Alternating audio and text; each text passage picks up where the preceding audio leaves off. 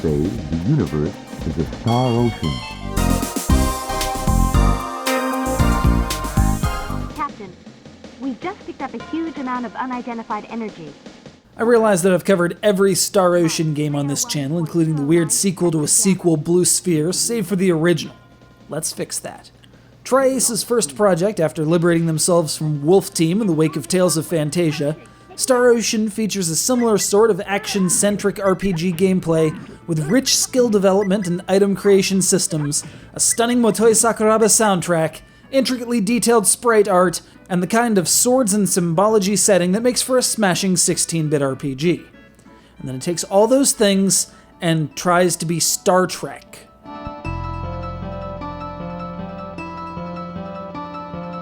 A weird-ass disease is turning the residents of the next village over to stone, and your party's on a mission to fetch the herbs from... Wait a minute, 2 folks from a nearby spaceship just beamed down and told you that the herbs, they do nothing. Everyone's gonna turn to stone, and your only hope is to retreat to outer space and try to find an antidote. Turns out the virus responsible was taken from the Archfiend, defeated in the demonic wars 300 years ago, and he's... well, defeated, so everyone's screwed. That is, until that roustabout Ronix, don't call me Renixus, that's a mistranslation, Kenny. Yes, Claude's dad. Unveils his plan to commandeer a ship, fly to the planet Styx, use the sentient time portal there to teleport back to the war-torn era. Bing bang boom, domo arigato Mr. Roboto, Carl Sagan wins.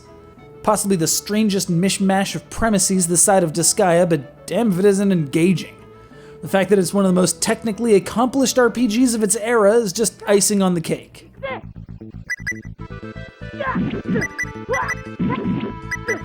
If you're familiar with the second story, Star Ocean's PS1 sequel, the first to make it to the States, most of the mechanics are going to be familiar, if a bit lower tech due to the generation gap.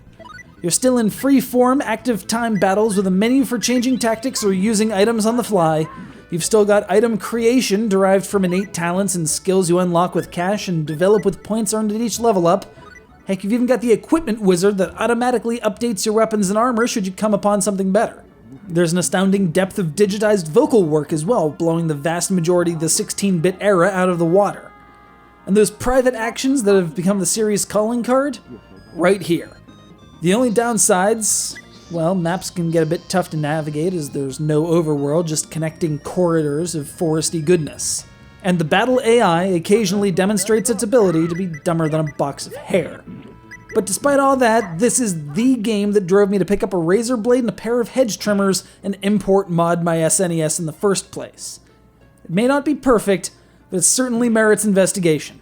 I guess that's somewhere around 80 points.